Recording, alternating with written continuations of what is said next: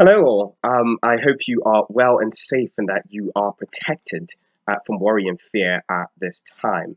Um, I know it feels very, very strange, but we are really, really thankful that we can still love one another at a time like this, and we can still learn from God in the middle of all of this. Um, so last week at Hope, we began looking together at the book of Isaiah the prophet. And in the first chapter, Isaiah saw a vision from God.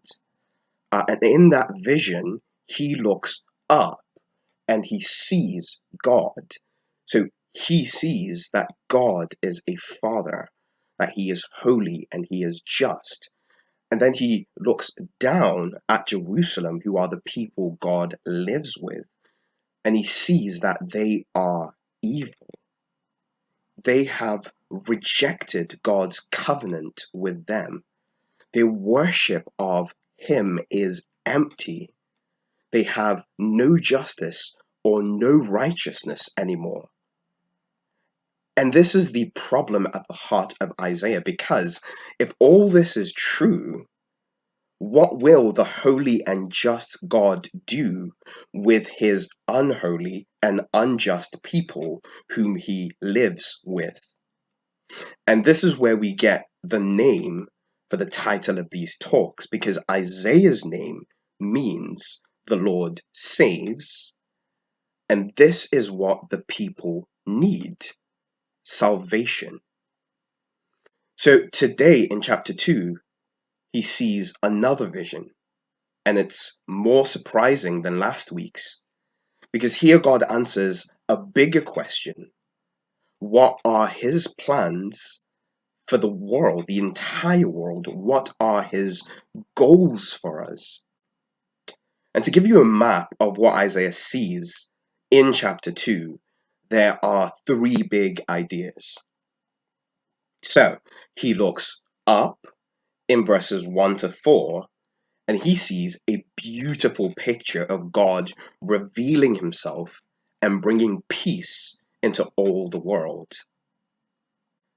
He then looks down at God's people in verses 5 to 9 and sees how they have failed to live up to or live in line with that beautiful picture.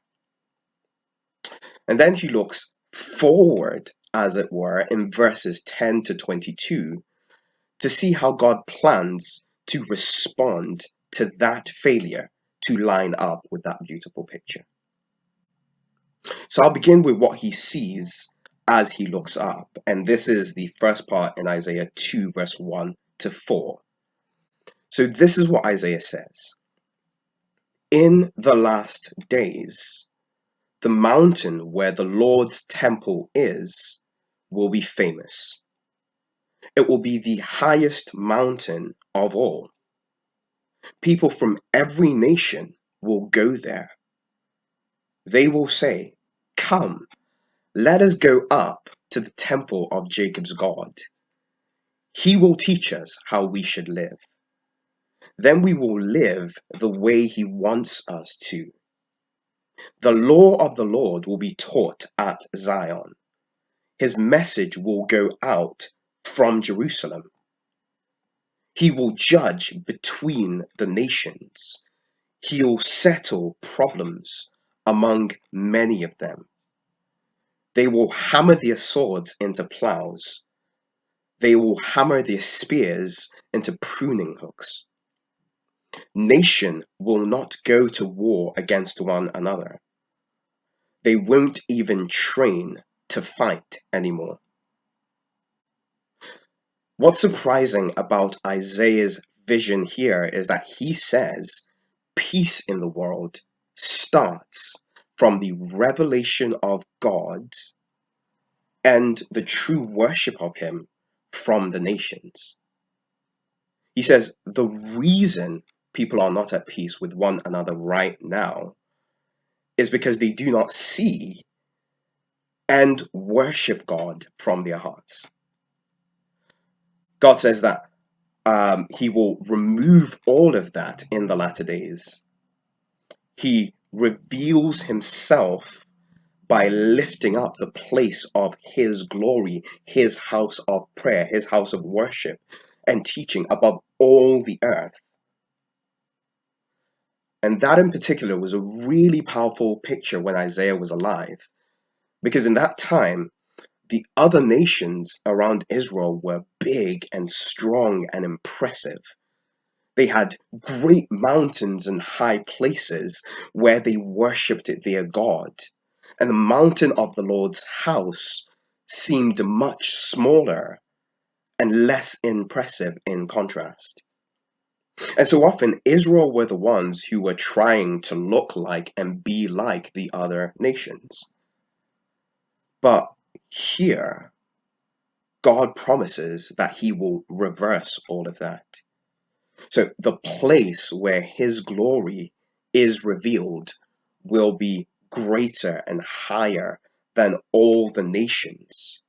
And all of them will travel together to where he is, and they will encourage each other on the way, saying, "Come, let us go to God's house." And when we say true worship here, we don't mean empty worship, like what Israel were doing in chapter 1. See, they gave lots of sacrifices, and God says he hates that because they didn't care about God's laws. It was empty religion with no reality or obedience from the heart.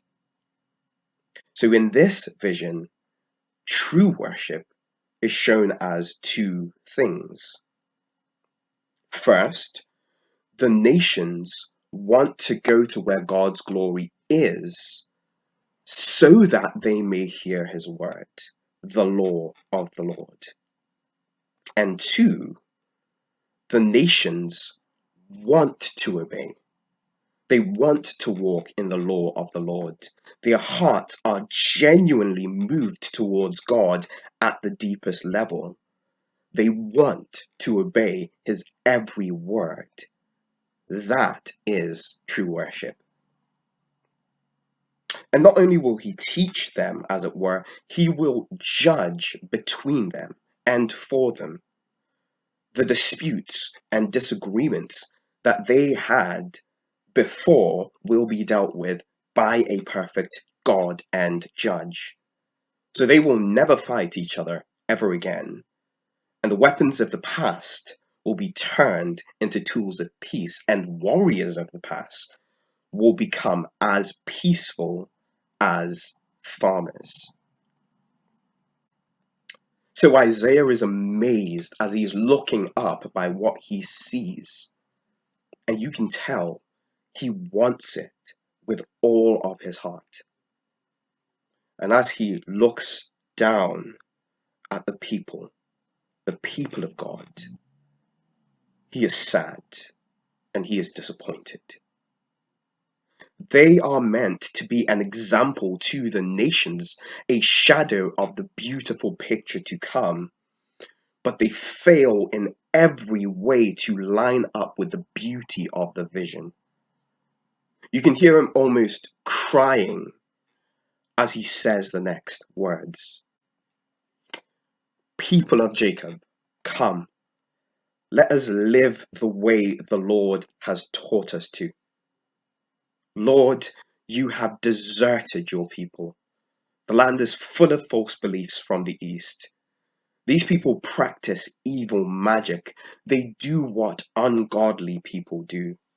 Their land is full of silver and gold. There is no end to their treasures. Their land is full of horses. There is no end to their chariots. Their land is full of statues of gods. Their people bow down to what their fingers have shaped. So people will be brought low. Everyone will be made humble. Do not forgive them. Why is Isaiah's heart broken? What is the problem with the people? I mean, didn't he just say that they are wealthy and safe and prepared for war? How can he say that they are forsaken by God if all these things are true? Is it possible for God to forsake his people and yet for them to look like they are successful? Why is he devastated? Well, Isaiah sees that the people have rejected God. They don't trust him. They trust in themselves, their wealth, and the power of the nations around them. Remember, the vision before when he looked up was all about God. His glory is revealed. The nations come to him to worship him. They listen to his law. He judges between them and settles their disputes. He brings peace. All of it, him. But the people of God here follow after the false beliefs of their neighbors and not after God's law. They collect more and more wealth as if glory came from what they could buy and not what God could do for them. They trust in their weapons of war and not in their God who brings them peace. They worship idols, things they have made, rather than the God who made them. They've completely failed. They prosper, but it is worthless. They are powerful and they have allies, but God has forsaken them.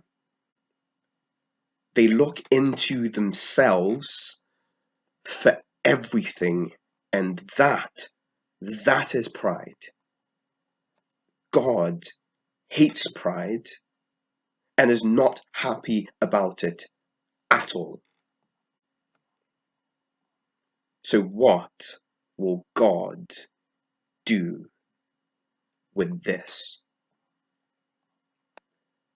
Isaiah now looks forward into a terrifying vision, and he calls it the day of the Lord, the day he has prepared when he himself will come down and deal with the problem of pride. How fearful is that day? These are some of the things Isaiah says about it. Go and hide in the caves, in the rocks, you people. Hide in the holes in the ground. Hide from the terrifying presence of the Lord. Hide when he comes in his glory and majesty. Anyone who brags will be brought low. Anyone who is proud will be made humble. The Lord alone will be honored at that time.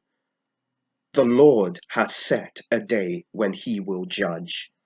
He has set it apart for all those who think they are important. All of them will be brought low.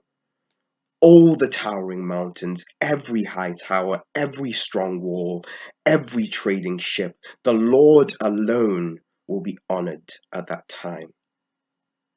People will run away from the terrifying presence of the Lord when he comes in glory and majesty. When he comes, he will shake the earth. So Isaiah describes the day as a terrible day, a day no one would ever want to see. Because before God fulfills that beautiful picture of peace, he will personally come in full glory to judge and deal with our pride. He will tear down everything we boasted in, everything that looked so high and impressive. It's a terrible thing for a nation to prosper now when God has forsaken them. Because it means when God comes to meet them in glory, they are not his people. And all their wealth and all their power will mean nothing to them or to him. So the people who used to brag about their wealth now run away in terror. Their shame is greater than their boasting was. They run from their strong cities and powerful walls, and they now fight each other to climb into rocks and caves and holes in the ground. The idols they were so proud of that they worshipped, they now throw away in fear to the animals in the caves and in the holes. What exactly are they so afraid of? Is it the mountains that are being destroyed? Is it the earth that is being shaken? Is it the wealth that is now worthless? That is not what Isaiah says. You see, in our world today, we're seeing lots of fear because of the trouble that has come upon us. People are fighting for food and supplies that, a month ago, they took for granted. We took for granted. And they're doing this because they are afraid that the world they have loved, we have loved, is ending, and they don't know what will happen next. And Isaiah says there is something that will fill us with far greater fear than that. It's the presence of God and the glory of God himself.